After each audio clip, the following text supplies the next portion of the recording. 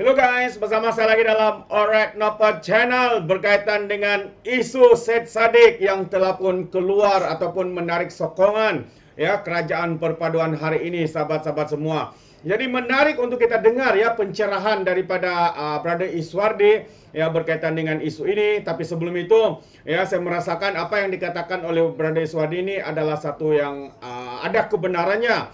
Ya, bagi saya sendiri Syed Saddiq bukanlah seorang ahli politik yang matang ya, yang cukup matang ya, apatah lagi membuat keputusan yang begitu membabi buta. Ya, so beliau bukanlah ahli politik yang teruji ya, tidak ada pengalaman jatuh bangun, dihina, disepak, disumbatkan ke penjara ya seperti Datuk Seri Anwar Ibrahim. Tetapi apa yang beliau katakan, tuduhan kepada Datuk Seri Anwar Ibrahim hari ini adalah sesuatu yang tidak boleh diterima. Dan ini menunjukkan bahawa parti muda ini adalah parti yang tidak matang, ya, mengkhianat, ya, presidennya sendiri ya tidak memahami ya erti sebenar reformasi itu. Jadi ini yang menarik untuk kita dengar apa yang dikatakan ataupun pencerahan daripada Brother Iswardi ya berkaitan dengan perkara ini. Jadi mesti mau kita menonton ya pencerahan daripada Brother Iswardi. Itu satu kesalahan sebenarnya di bawah Akta SKMM.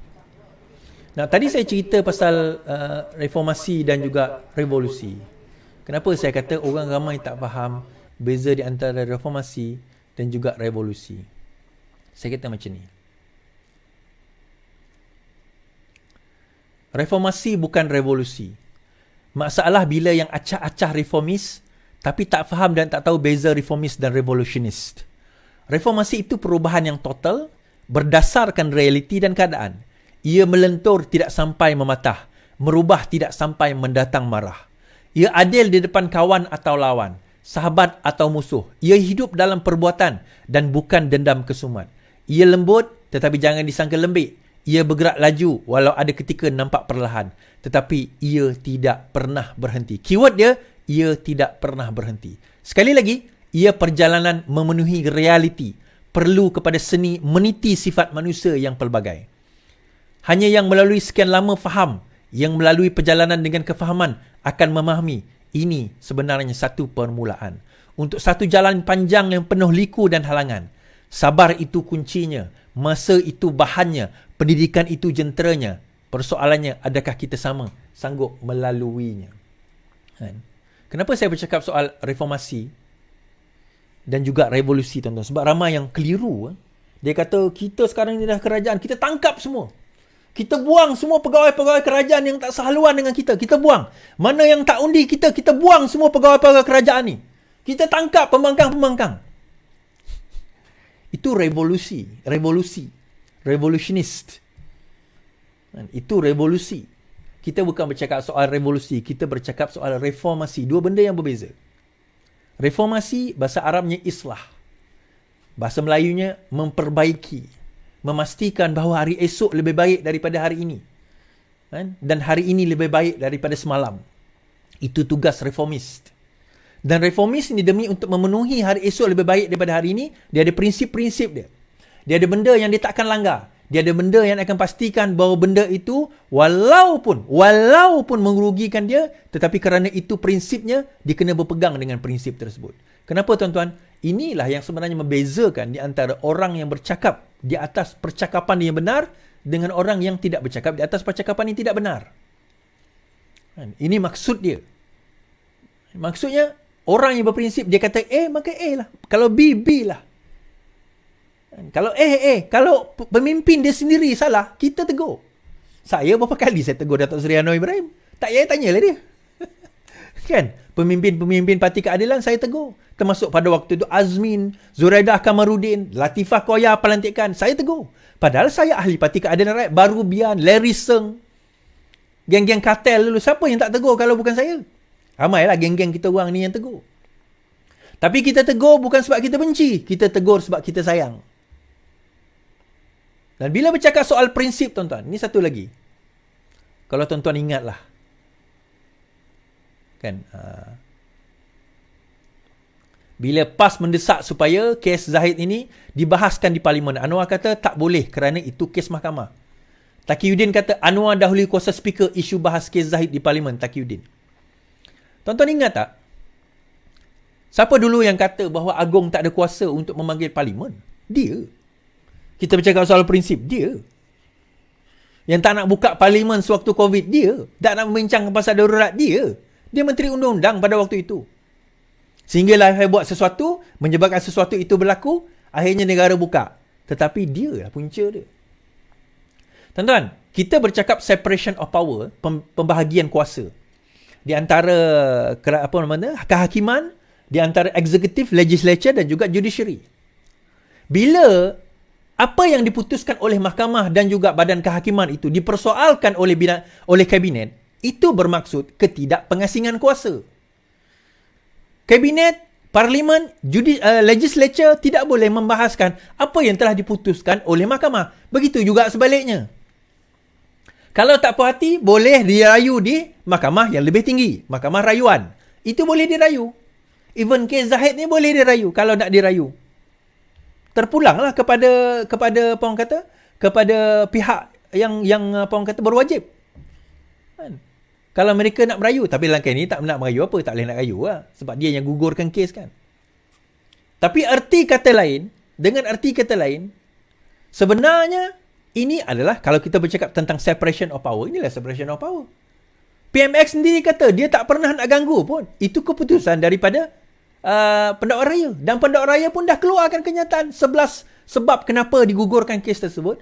Antaranya adalah kes itu, siasatannya adalah sangat, dia kata, sangat tidak kemas.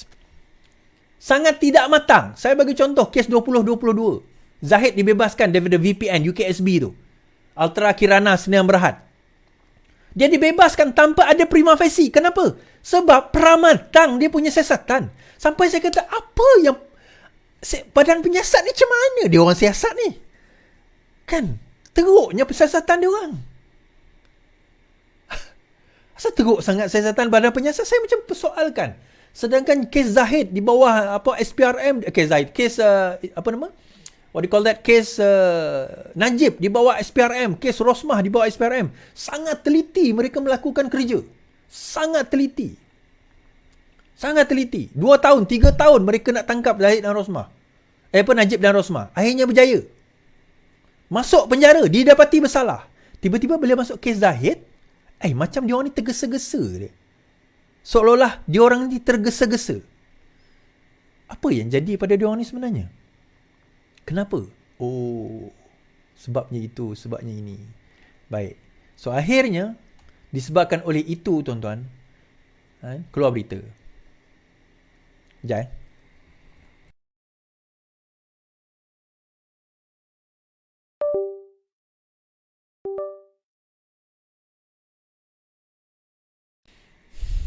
Okey.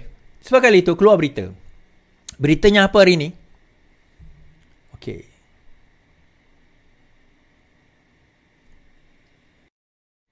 Syed Saddiq keluar dari blok kerajaan. Menurut sumber. Ahli Parlimen Muar, Syed Saddiq dijangka menarik balik sokongan terhadap kerajaan di Dewan Rakyat. Okay. Kemudian keluar berita, betul bahawa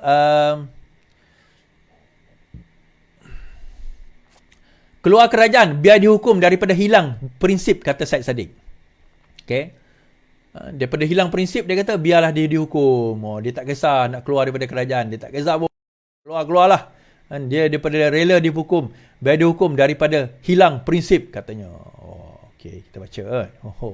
Ahli Parlimen Syed Saddiq secara rasmi mengumumkan keluar daripada kerajaan perpaduan untuk menjadi pembangkang sebagai kuasa ketiga. Presiden muda tidak akan diambil sebagai protes berhubung keputusan melepas tanpa membebas Presiden UMNO daripada 47 tuduhan dalam kes siasatan akal budi. Dakwa Syed tindakan kerajaan dilihat permulaan normalisasi rasuah dan beliau enggan bertolak ansur dengan perbuatan tidak berprinsip seumpama itu. Okay? Tidak berprinsip seumpama itu, dia kata. Now, alangkah eloknya tuan-tuan, kalau perkara yang sama, Syed Saddiq ucapkan sewaktu kes pertama Zahid Hamidi digugurkan pada September 2022. Tuan-tuan kena ingat September 2022, 24 September 2022, Zahid juga didapati tidak bersalah. Tidak ada prima facie pada waktu itu dan didapati tidak bersalah. Didapati tidak bersalah pada waktu itu. Kes itu digugurkan. Bukan digugurkan, didapati tidak bersalah lah. Tak digugurkan pun. Didapati tidak bersalah. Tidak ada prima facie. Tidak ada prima facie, tuan-tuan. Mahkamah mendapati tidak ada prima facie. Walaupun dirayu lepas itulah. Dalam keadaan tidak ada prima facie, kerajaannya siapa? Perikatan Nasional. UMNO bersama siapa? Perikatan Nasional. Zahid bersama siapa pada waktu itu? Perikatan Nasional. Tapi kita dengar apa Syed Saddiq kata? Bila melibatkan kes yang itu, dia kata apa? Saya yakin dengan badan kehakiman, kata Syed Saddiq susulan keputusan kes Zahid. Saya yakin. Presiden muda Syed Saddiq menegaskan pendiriannya mengenai badan kehakiman. Berikutan keputusan mahkamah membebaskan Presiden UMNO daripada semua tuduhan dalam kes visa luar negara VLN. Ini tahun 2022. Ahli Parlimen Muar itu berkata sebagai penggubal dasar, penting untuk tidak hilang keyakinan terhadap badan kehakiman. Sama seperti pendirian saya sebelum ini, jika kita meletakkan kepercayaan kepada badan kehakiman pada sabitan-sabitan sebelum ini, kita juga harus percaya kepada badan kehakiman dalam hal pembebasan, katanya. Beliau berkata peguam negara masih boleh merayu kepada keputusan tinggi yang membebaskan Zahid daripada 40 pertuduhan. So dalam kes ini, dia menyalahkan peguam negara pun. Dia tidak menyalahkan badan siasatan pun. Dia tidak menyalahkan pendakwa raya pun. Dia tidak menyalahkan hakim pun. Tapi pada yang kes ini dia dibicara, dia dapati tidak bersalah oleh mahkamah. Dalam kes yang itu, pendakwa raya yang menjatuh ataupun menggugurkan kes. Saya nak bagi tahu. Anwar sendiri cakap, kalau saya nak bebaskan Zahid, saya biar kes itu diteruskan. Kalau saya campur tangan, saya biarkan kes itu diteruskan. Kenapa? Saya tahu daripada segi bukti dia terlalu lemah sehingga dia akan didapati tidak bersalah, tuan-tuan. Kan? Tapi sebab dia tak campur tangan, ini urusan kepada pendakwa raya. Kalau dalam kes itu, Syed Saddiq boleh cerita bahawa perlulah hakim itu adil hakim itu ini perlulah mereka dibiarkan. Kalau mereka boleh dakwa, dia bebas, itu kuasa dia. Pendakwa raya nak buat, itu kuasa dia. Tapi kenapa dalam kes ini tiba-tiba hilang kuasa, hilang cerita kuasa tadi tu, hilang cerita prerogatif tadi tu, hilang cerita tu, tiba-tiba dia bercakap soal prinsip. 2022 ni bukan tahun 2002. 2002 Syed Saddiq membawa lahir kot, ataupun 10 tahun masa tak lahir lagi, dia tak sampai 10 tahun umur dia. Ini bukan 2002, ini 2022, tahun lepas. Setahun yang lalu, almost exactly, less than a year, 24 September 2022, dia bercakap ini soal kehakiman.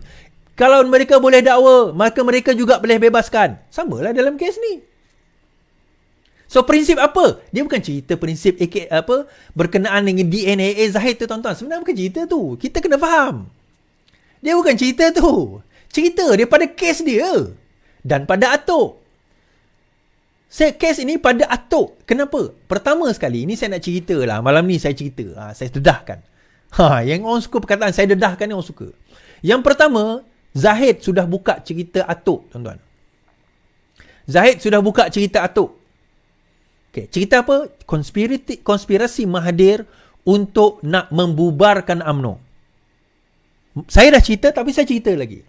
Bersatu diwujudkan atas dendam terhadap UMNO. Bersatu diwujudkan atas dendam terhadap UMNO. Dan Mahathir ni, Tun Mahathir ni, tuan-tuan, kalau dia dendam pada seseorang, dia akan pastikan dendam dia tu sampai hancur dan habis kau akan dikerjakan. Sebab itu dia jatuhkan kerajaan pada tahun 2020. Sebab dendam dia kepada siapa? Kepada geng-geng Pakatan Harapan yang tak nak dengar cakap dia. Kerajaan jatuh. Dendam dia pada UMNO pada waktu itu. Dia nak memastikan UMNO akan hancur, habis. Tetapi kenapa dia tak bersama dengan kerajaan pengkhianat pada waktu itu? Sebab dia tak sangka. Disangkakan jumlah daripada PKR yang akan melompat keluar itu ramai. Sepatutnya jumlah yang keluar daripada PKR okey, ni kita cerita lah. Okey, malam ni saya boleh cerita. Zahid dah buka cerita, kita buka cerita. Sebenarnya jumlah yang sepatutnya pengkhianat yang keluar daripada Parti Keadilan Rakyat, PKR, bersama dengan Azmin tu bukan 11 orang. PKR menang, kita kena ingat PKR menang lebih 50, almost 60 kerusi. Dijangkakan, dia orang jangkakan 40 ahli PKR akan keluar. Dijangkakan 40 orang akan keluar. So, bila mereka keluar 40 orang, dicampur dengan Sabah, dicampur dengan Sarawak, tak perlu kepada UMNO. Tetapi, pengkhianat pada waktu itu nampak jumlah tak cukup. Jadi, mereka terpaksa pergi kepada UMNO. Dan satu lagi, GPS takkan nak bersama dengan PAS dan juga Bersatu, melainkan ada UMNO pada waktu itu. Tuan-tuan kena ingat, Tuan-tuan kena ingat peristiwa ini. Jatuhnya kerajaan, lepas itu terus apa yang berlaku? Sabah jatuh. Warisan bertukar. Sebenarnya kalau ikut asal dia, warisan ni bersama dengan Mahathir. Asal dia. Tapi Mahathir kata disebabkan oleh ada UMNO, kita takkan nak bersama. Malam ni saya buka cerita. Zahid dah buka cerita kan? Saya boleh buka cerita lah. Kenapa nak rahsiakan benda ni? Bukan. Ni nak bagi tahu, even orang UMNO sendiri tak tahu cerita ni. Kenapa hakikat? Sepatutnya Mahathir yang bersama dengan kerajaan pengkhianat tu. Tetapi disebabkan ada UMNO kat situ, dia tak nak. Tapi Muhyiddin Yassin boleh pula dia tu tak kisah. Asalkan dia Perdana Menteri. Lantak lah. Akhirnya nasib baik, dia jadi Perdana Menteri. Mahathir, Muhammad datang balik ke dalam Pakatan Harapan. Muhammad tak berjaya membentuk kerajaan. Tak apalah. Dia gagal dalam rancangan dia. Tetapi, bagaimana usaha Mahathir nak menghancurkan UMNO pada waktu itu, dia sanggup buat apa sahaja. Termasuk nak dakwa nili-wili, buat kata orang putih, sesuka hati. Bukti tak cukup, asalkan boleh, penyiasatan tak habis lagi, dakwa dulu. Penyiasatan tak habis lagi, dakwa dulu. Tan Sri Shahil Samad sebut dalam kes dia. Pegawai penyiasat tu ditanya, adakah kamu sudah habis siasatan sebelum kamu dakwa Tan Sri Shahil Samad? Pegawai penyiasat tu kata belum. Kami dakwa dulu, kami tengah siasat tapi kami dakwa. Kenapa? Tuan-tuan, Ketua Pengarah SPRM ada kontrak 2 tahun. Syahril Abdul nama dia. Syahril Abdul. Dia ada kontrak 2 tahun, dilantik 2018. Tapi 2019 dia resign. Bukan resign lah, dia pencen awal. Kita kata resign, dia on extension contract. Dia pencen awal. Sepatutnya 2020. Diganti oleh Latifah Koya. Kenapa? Soalan dia kenapa? Tiba-tiba guilty conscious dia datang. Dia tengok macam mana siasatan, demi siasatan tak betul. Kan? Menteri KDN siapa? Muhyiddin Yassin. Apa orang kata? AG siapa? Tommy Thomas. Siapa yang lantik? Mahathir. Tommy Thomas ni Mahathir yang lantik. Kabinet pun tak beritahu, tak ada beritahu dilantikkan Tommy Thomas ni. Siapa yang cakap? Rafizi cakap. Dan dia pun tak setuju pada waktu itu. Tapi nak macam mana? Bukan dia tak ada dalam kabinet. Dia tak ada dalam kabinet pada waktu itu. So akhirnya ni semua permainan-permainan. Dan kita tahu sejarah tuan-tuan bagaimana Mahathir meletakkan orang-orang dia sendiri. Dia meletak orang-orang sendiri di dalam kerajaan pada waktu itu. Sehingga geng-geng kartel ni, geng-geng pro dia ni berleluasa. Saya ada cerita benda ni sebelum ini, tapi saya cerita secara ringkas lah. Sewaktu pada masa itu, kita ada dua tim. Satu geng tim reformasi 20 tahun, pro Anwar Ibrahim, pro Rafizi. Geng Rafizi ni, saya lah. Pro kami, tim Rafizi 2018, tim Rafizi, pro Anwar Ibrahim, pro Kak Wan masa tu. Anwar Ibrahim tak keluar lagi. Anwar Ibrahim tak bebas atau baru bebas. Satu lagi tim Kartel 2014. Tim Kartel ni terdiri daripada siapa tuan-tuan? Azmin Ali, Zuraida Kamarudin and the gang. Kan? Dan mereka ni membentuk pasukan. Dan pada waktu itu, sepatutnya Anwar Ibrahim didapati, sepatutnya 2018 kita tak menang. 2018 kita tak menang. Bukan tak menang, kita tak dijangka menang. Tapi Rafizi kata menang, boleh menang. Azmin kata tak boleh menang. Kajian dia orang daripada dia orang punya center tak boleh menang. Tapi Rafizi kata, Invoke kata boleh menang. So tak sangka menang tuan-tuan. Bila dah menang, naik dia orang. Kita ada senarai daripada tim Kak Wan yang sepatutnya jadi menteri pada waktu itu. Sepatutnya jadi menteri ni daripada tim Kak Wan. Tetapi King Azmin, dia memang nak jatuhkan Kak Wan. Kak Wan ni siapa? Kak Wan ni siapa? Presiden pada waktu itu berangkap isteri kepada Anwar Ibrahim, Datuk Seri Wan Azizah. Kak Wan dilantik sebagai timbalan Perdana Menteri. Padahal Kak Wan di-offer oleh Agong, iaitu Sultan Kelantan pada waktu itu, sebagai Perdana Menteri. Tapi Kak Wan kata apa? Kami ni berprinsip, kami bagi pada Mahathir. Memang saya marah juga pada masa itu. Apa Kak Wan bagi kat Mahathir? Ambil je lah Kak Wan. Tapi itu ada hikmah dia tuan-tuan.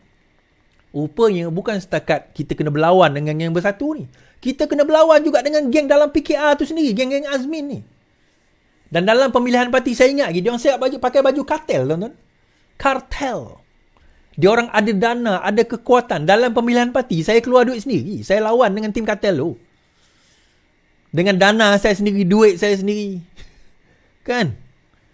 Mereka menang. Ya, kita akui. Kita ni tak boleh nak lawan dia orang. Dengan dana dan sebagainya. Dia orang menang. Dia orang menang. Ada di antara mereka masih stay dalam PKR sekarang ini. Tak apalah. Yang cerita sekarang ni dah habis, biarkan berlalu lah. Saya dah maafkan yang kecil-kecil ni. Yang besar tu yang kita kena lawan. Disebabkan mereka berkuasa. Dia jadi menteri, dia jadi timbalan menteri, dia ada dengan dana duit negeri pun dia pegang, Selangor dia pegang pada waktu itu. Kan? Pada waktu itu akhirnya mereka rasa mereka boleh menang. Mereka boleh menguasai PKR. Bertanding dalam pemilihan parti. Geng mereka ramai yang menang. Tetapi geng reformasi 20 tahun, geng kami orang ni lah. Kami tetap melawan, tuan-tuan. So akhirnya berlaku langkah. Alright, sahabat semua, itu dia pencerahan daripada Brother Iswardi. Yang pertamanya berkaitan dengan reformasi yang saya percaya kurang difahami oleh parti muda ini. Sebab mereka tidak mengalami bagaimana jatuh bangun, kesengsaraan, penghinaan yang dibuat terhadap semangat reformasi, khususnya Perdana Menteri kita Datuk Seri Anwar Ibrahim. Tapi hari ini seperti mana yang dikatakan oleh Brother Iswardi, adakah Sadiq ini berprinsip atau dikudakan? So ini menunjukkan bahwa kalau kita katakan dia berprinsip, sebenarnya tidak berprinsip, sahabat-sahabat. Adakah satu persoalan juga beliau merajuk Meroyan sebab tidak dilepaskan kesnya? Atau adakah kerana beliau tidak dilantik sebagai menteri atau tidak diberikan jawatan? Itu antara persoalan. Ya, walaupun banyak alasan-alasan yang diberikan, ya, tapi rakyat Malaysia hari ini pastinya terjentik hati dan akan menolak, melanggar parti muda Syed Saddiq ini pada PRU yang akan datang. Biarkan parti muda ini akan berkubur dengan kesombongan dan keangkuhan mereka. Terus sedikit tambahan pandangan saya berkaitan dengan perkara ini. Bagaimana pula dengan anda, sahabat-sahabat di luar sana? Sekiranya anda mau berikan sebarang komen, anda boleh berikan komen anda dalam ruangan komen. Tapi ingat, komen dengan cara berhema.